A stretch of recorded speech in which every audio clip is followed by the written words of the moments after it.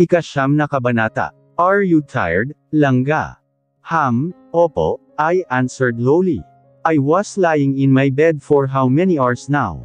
Para kasing naubos ang lakas ko sa parusang ginawa ni William sa akin. Wala naman akong ginawa kundi ang tumingin sa kanya at saka umungol habang kinakain niya. Ako pero feeling ko ako yung pagod na pagod. Ilang beses pa naming inulit ang ginawa niya kanina hanggang sa ako na ang sumuko. Hindi ko alam na ganun pala siya magparusa, masarap pero nakakaubos ng enerhiya. Sa sobrang pagod ko hindi na ako nakabangon, siya na ang naglinis sa akin. Siya na rin ang nagluto ng pagkain namin sa tanghalian, siya na rin ang naglinis ng buong bahay. Do you want me to massage you? He asked and kissed the side of my head. It will help you feel better. Ngumuso ako at saka umiling sa kanya. You said the same earlier, William, but you end up licking me again. The massage thingy is a scam. Akala ko talaga mamasahay niya ako kanina pero ibang massage ang ginawa niya sa akin, tongue massage. Hindi ako na-orient, ngayon pa lang. No, I will really give you a massage this time, using my hands. He said laughing.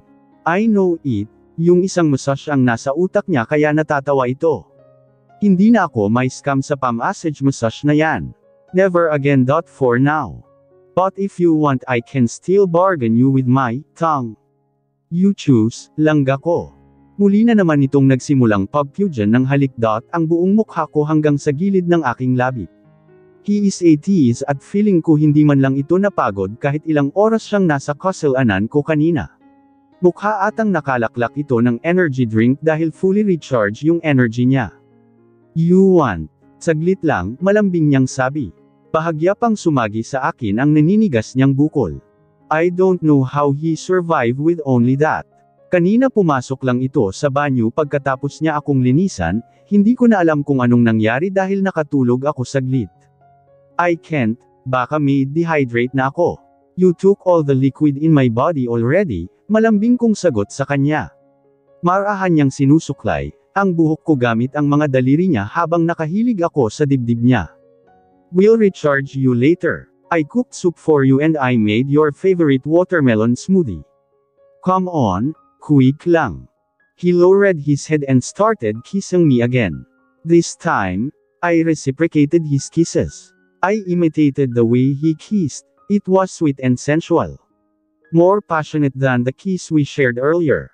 Bumaba ang halik niya papunta sa dibdib ko hanggang sa aking puson, sa pinakasentro ng kusalanan ko. Muli akong nawala sa sarili nang muli niyang dilaan, ang pinakasensitibong parte ng aking katawan. Muli akong nag-init, nakikiliti. Sa kakaibang Senador Sean, dahil nagsisimula na namang gumalaw ang dila niya doon. Napapaliyad ako sa mabagal na paghimod ng mainit na may halong panggigil sa aking pagkababae. Watch me, Langga, he murmured sensually, and even if I'm struggling, I opened my eyes to see him looking me, while doing his punishment massage thing again. Lalo lang nadagdagan ang apoy ng pagnanasa sa mga mata niya, nang sa bawat galaw ng dila niya ay malakas akong napapadaing.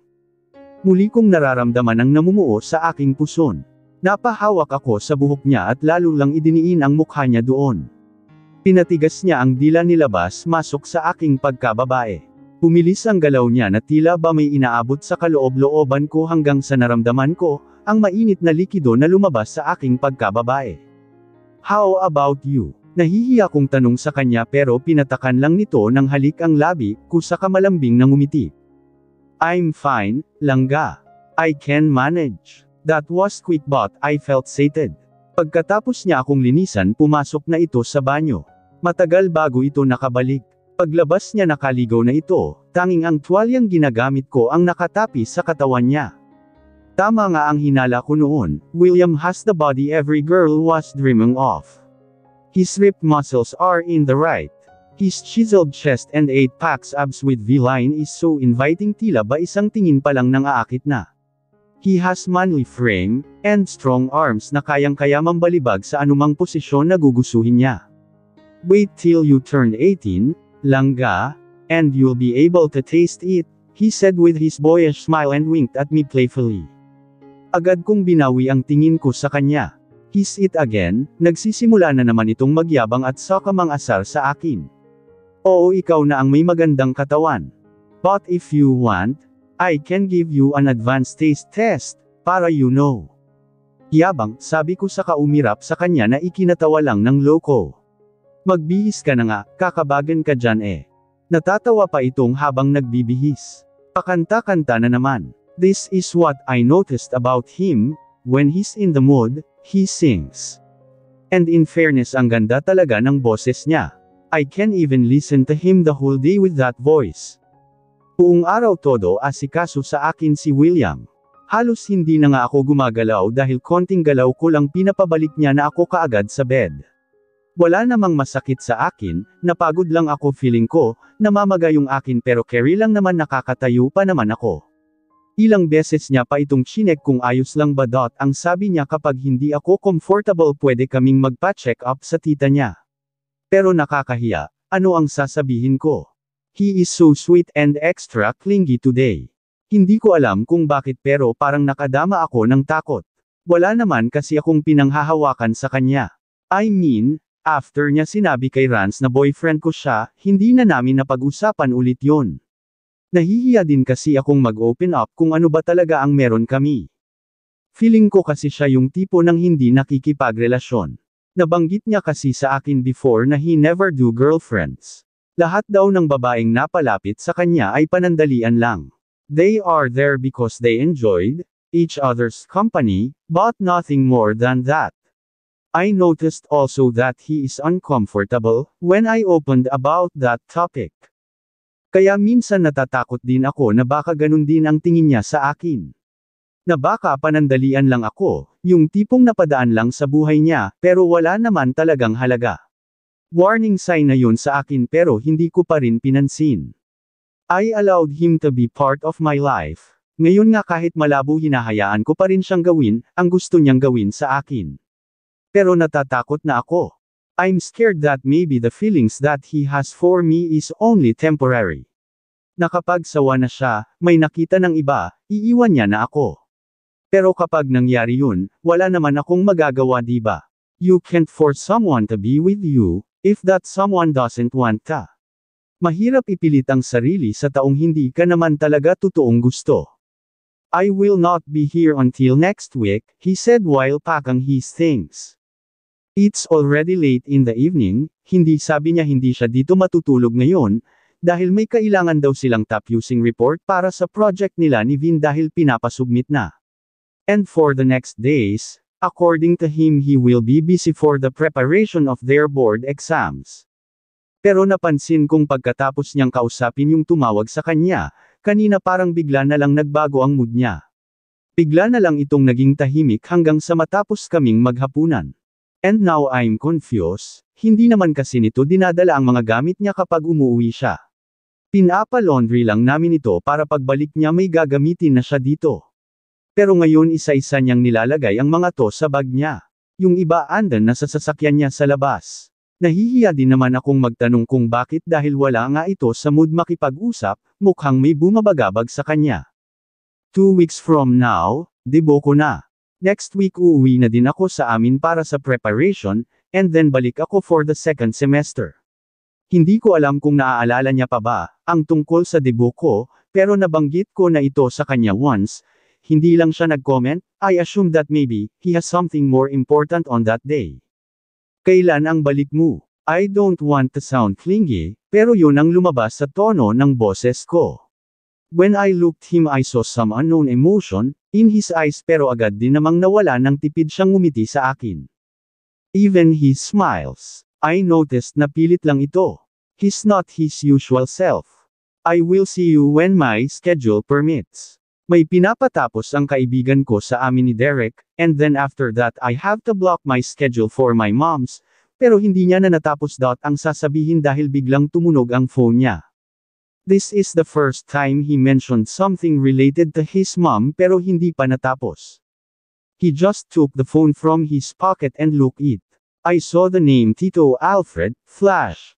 On the screen, he looked me and hid his phone without answering it. Hindi ko maipaliwanag pero biglang may kakaiba akong naramdaman. Biglang lumakas ang paintang ng puso ko. Is it because I knew someone with the same name? Pero madami namang may ganung pangalan di ba? I have to go, Rania. Aniya bigla na lang nagbago na naging formal ang ekspresyon ng mukha niya. Rania, what happened to Langga? But I quickly ignored it. Maybe he's tired already, gabi na din kasi. Dagdagan pa ng mga alalahanin niya para sa exams, sa trabaho sa personal niyang buhay. Tumunog ulit ang phone niya, kinuha niya ito saka pinatay bago siya bumaling sa akin. This time his expression is serious, parang ibang William ang nakikita ko sa mga mata niya. Wala na yung pagkaaliw sa mga mata niya. He looks irritated and intimidating. It's the first time I see him with this kind of expression. Bakit? Ang bilis naman magbago ng mood niya. May nagawa ba ako? Sobra ba ang pagpapabib ko sa kanya ngayong araw? Feeling niya ba inalila ko siya? I'm going, he said and turned his back to me. Ganun lang. Wala man lang maayos na usapan. He was about to leave without giving me a kiss, pero natigil ito nang humabol ako sa kanya sa pintuan. William, wait, he stopped and looked me with annoyed expression on his face. Tiningnan niya pa ang kamay kong humawak sa braso niya. Naguguluhan man pero hindi ko na lang pinansin. I need to ask him about my debut, baka hindi ko na ito matanong sa kanya ng personal. Make it fast. I need to do something important. Attend ka ba sa debut ko? Nahihiya kong tanong. Sa 10 yun, baka nakalimutan mo. I saw his expression changes when I mentioned the date. Parang biglang dumilim ang kulay ng mga mata niya, nakita ko pang bahagyang yumigting ang kanyang panga. Uuwi din ako sa isla next week para sa preparation ng debut ko. Just in case hindi ka busy, imbitahan sana kita. I'm not available on that day, putol niya sa akin sa kamarahang kinalas ang kamay ko sa braso niya. Napaatras ako nang humakbang siya palayo sa akin, tuluyan nang nagbago ang ekspresyon ng mukha niya. I can't see any emotion on his black eyes anymore. This is the last time I'll be seeing you. What we did today is a mistake. I'm sorry. What do you mean? Napalunok ako dahil pakiramdam ko may bamara sa aking lalamunan. Can you explain to me what happened? Ang saya pa natin kanina, bakit bigla kang naging ganito? May nagawa ba ako? I don't understand, please enlighten me. Kumunot ang noo niya, yumigting ang mga panga. Tiningnan niya pa ako mula ulo hanggang paa, bahagyang umangat ang isang sulok ng labi niya sa kasunod-sunod na nakakalokong umiling. What do you want me to explain, Margaret? I thought you're smart, he said with sarcasm. Ha! Umurap ako ng ilang beses dahil pakiramdam ko nanlalabo ang aking paningin dahil sa namumuong luha sa aking mata. Ayaw mo ba sa akin dahil mataba ako? And there hindi ko na napigilan ang pagtulo ng luha ko nang makita ko ang ekspresyon ng mukha niya. He looked me disgusted, para ba itong nandidiri sa akin? Yung ginawa natin kanina, that was a mistake, Miss Valderrama. I should have not done that to you, he said like he was disgusted to me. I can't see any emotion in his eyes. It's cold and blank. I don't do relationships, I told you that before. You're not my type. I thought I can take it but no. I can't, hindi kaya ng sikmura ko. Pero sabi mo hihintayin mo akong mag-18 di ba? Humakbang ako para hawakan siya sa kamay pero mabilis siyang humakbang paatras sa akin. Ano yung kanina? Akala ko espesyal ako sa'yo. You're not special, I treat every girl like that. Do you really think that I will fall for you? We are not in a fairy tale my dear. Tiningnan niya ako mula ulo hanggang paa. Look your body, do you really think that I will compromise myself to someone like you? You are even bigger than me. You look like a weirdo, you don't know how to take care of yourself. You can't even brush your hair properly. Tapos ngayon umaasa ka na espesyal ka sa akin. Seriously, Miss Valderrama. Akala ko boyfriend kita. Nakakaloko itong ngumisi sa akin saka umiling-iling. I just said that cause I'm annoyed. You are with me yet you are talking to another man. And you're not yet 18, ha? Ganyan ka ba pinalaki ng mga magulang mo? Doon naputol ang pasensya ko. Isang malakas na sampal ang pinadapo ko sa mukha niya. Kung ako lang pwede niyang insultuhan pero wag niyang idamay ang mga magulang ko. Wala kang karapatang insultuhan ang mga magulang ko. Hindi mo alam kung anong hirap ang pinagdaanan nila para sa akin, mariin kong sabi sabay diretsyong tingin sa mga mata niya. I saw the shock in his face pero agad din namang nawala. Mahina akong natawa sa sarili ko. Akala ko iba ka sa kanila, but turns out you're the worst. Huwag kang mag-alala. Hindi ako maghahabol sa'yo. Kahit mataba ako may pagpapahalaga pa din naman ako sa sarili ko, na muntik na sanang mawala dahil sa'yo. His mouth parted but before he could utter anything humakbang ako sa pintuan ako na ang nagbukas ng pinto para sa kanya. Give me my key, sabi ko sabay lahad ng palad ko sa kanya. Oh, forget about it, I assumed again, ikaw na ang nagsabing isang pagkakamali lang ang lahat ng to. So I guess this is goodbye. Taas noo kong sabi sa kanya. Thanks for the nice food and nice massage, anyway. You can leave now. Nilakihan ko ang bukas ng pintuan sadya minuwestre siyang lumabas. I have to do this to save my pride. Ano naman ngayon kung nadilaan niya ako? I hope na panindigan mo lahat ng sinabi mo, Mr. Lagdameo. Thanks for making me realize how unworthy you are. Enjoy fucking around. Yun lang at saka mabilis ko nang sinarado ang pintuan. The moment I closed door, isa-isang nag-uunahan ang mga luhas sa mga mata ko. Pakiramdam ko na duraj ang puso ko, sobrang sakit. Ganito pala ang nararamdaman kapag na heartbroken. Paksyet ang sakit. But I will not dwell with it. Sabi nga ni nanay wag ko daw iaasa ang kaligayahan sa ibang tao. Yan ang gagawin ko ngayon. Salamat na lang nakilala ko ang tunay niyang ugali habang maaga pa. Mabilis kong tiningnan ang closet ko. Lahat ng mga gamit na naiwan niya nilagay ko lahat sa isang kahon. He don't deserve any space in this house. Gusto ko siyang pagmumuruhin pero natanto kong kasalanan ko rin naman. Kasalanan ko dahil nagpabilog ako sa kanya, nagpapaniwala akong merong isang kagaya niya na magkakagusto sa akin. Tama siya, wala kami sa fairy tale para sa mga ilusyon ko. But thanks to him at least maaga palang inamin niya na agad. Baka kung nagtagal pa lalo lang akong nahulog sa ideyang meron kami, kahit na wala naman pala.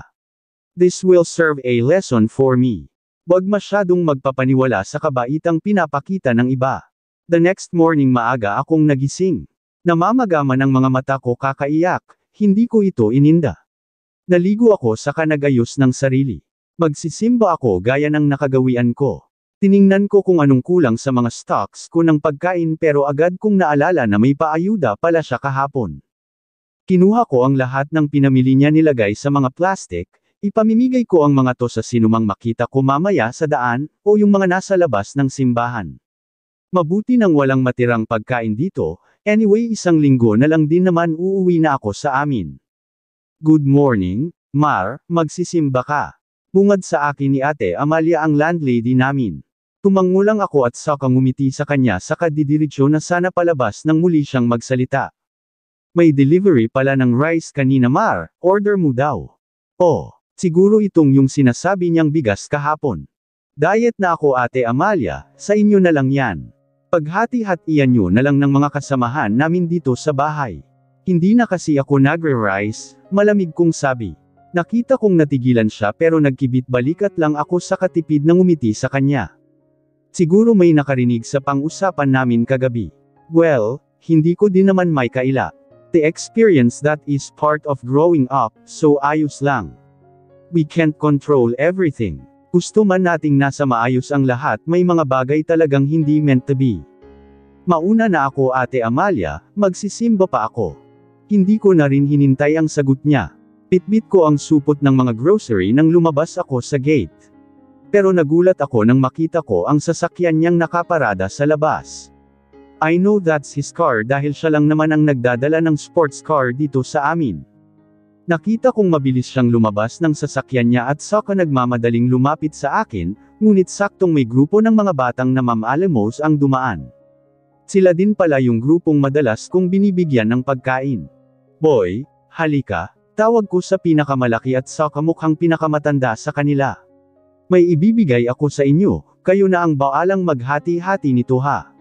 Walang lalabes, dapat pantay kayong lahat sa hatian okay. Ano po ito Ate Ganda? Tanong nung pinakabata sa kanila. Lumapit pa ito sa akin at saka nakangiting humawak sa kamay ko. Paayuda ni Kapitan, kaso nagda-diet si ate. Mahirap na masabihang mataba at Sokka hindi marunong mag-alaga ng sarili, sadya kong nilakasan ang boses ko. Narinig ko pa ang pagtikim niya pero hindi ko ito pinansin. Tsaka bakit siya nandito? Taga dito pa rin siguro yung bago niyang babae. Well anyway wala na akong pakialam doon. Sino nagsabing mataba ang ate ganda namin at Sokka kukuyugin namin? Sabi nung pinakamatanda sa kanila na singgundahan naman nung mga bubwit niyang kasama kaya napatawa ako. Kinulo ko pa ang buhok niya bago ko inabot sa kanila ang mga supot na may laman ng groceries. Wag niyo nang pag-ablahan ang mga ganong klaseng tao. Wala silang bilang sa lipunan, malungkot kong sabi sa kanila. Alam kong kahit na nakangiti ako makikita sa mga mata ko ang lungkot. Sige na mauna na si ate, madami pa akong gagawin. Mas mahalaga. Paghatian yung mabuti yan ha. Opo ate ganda, thank you very much. Sabi nung pinakamatanda sa kanila sabay saludo sa akin. Tumangulang ako at Sokka nilampasan na sila. Maglalakad lang ako papuntang sakayan pero ilang hakbang pa lang, ang ginawa ko nang maramdaman kong may brasong punigil sa akin. Langba, tawag niya sa akin. Malungkot ang mga mata niya, malayo sa imaheng pinakita niya sa akin kagabi. But I know better, this part of his act. Tiningnan ko ang kamay niyang nakahawak sa braso ko saka dahan-dahan itong tinanggal. Kung kukunin mo ang mga damit mong naiwan nilagay ko na sa labas ng pintuan. Pakikuha na lang doon, ayoko ng mga kalat sa boarding house ko. Kumain ka na ba? Oh, here we are again. Kuto ko siyang palakpakan sa kaplastikan niya. Pagkatapos niya akong latin kagabi may gana pa siyang magpakita sa akin. Stop acting like you care, Mr. Lagdameo. I can manage.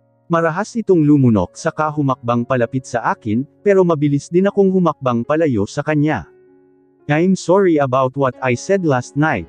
Oh, forget about it, mabilis kong putol sa kanya. You're right anyway. What we had is a big mistake. No, langga. Sunod-sunod akong umiling sa kanya. That was a mistake, Mr. Lagdameo. And I commend you for telling the truth. But there's one thing I want to remind you. You can insult me, for once but don't include my parents. I can't forgive you for that, sabi ko sa kamabilis na pinara ang taksang dumaan. Wow, Mai, perfect ka na naman sa exam. Ang talino mo talaga, pakiskis nga ng kuko baka sakaling next subject ma-perfect ko din. Kanina pa ako dinadaldal ni Manilyn pero nanatili akong tahimik. Ilang araw na akong ganito, bumalik ako sa dating ako na halos walang kinikibo. After that day I never saw him again. Masakit, sobrang sakit pala. After kong nagsimba ng araw na yon, doon pa unti-unting nag-sink in sa akin ang lahat ng mga nangyari. The confidence I built collapsed in an instant. Parang ako mismo nahihiya sa sarili ko. I gave in so easily. Konting bola lang napaniwala ako agad. Matalino pa naman akong naturingan pero napakabobo ko pala. Naisahan niya ako eh.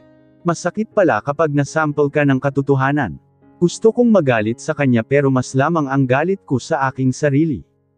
Kasalanan ko dahil hinayaan ko siyang pumasok sa aking buhay. Ilang gabi na din akong umiiyak. Sa tuwing wala akong ginagawa lagi siyang pumapasok sa utak ko. Lahat ng sulok sa boarding house ko naalala ko siya. Parang naririnig ko yung boses niya na kumakanta. All corner of that room reminds me of him, even the smell of my sheets reminds me of him. Kahil ilang beses ko na itong pinalitan nandun pa rin ang bango niya, para na itong nakatatak, para niya nang inangkin. Pero ganun pa man I tried my best para malibang ang sarili ko, mabuti na lang may mga online orders ako. Pero minsan hindi ko din maiwasang umiyak habang nagluluto, dahil kahit doon naalala ko siya. Naalala ko ang kakulaitan niya sa tuwing nagluluto kami. Ang dating tahimik kong buhay ay bigla na lang nagulo.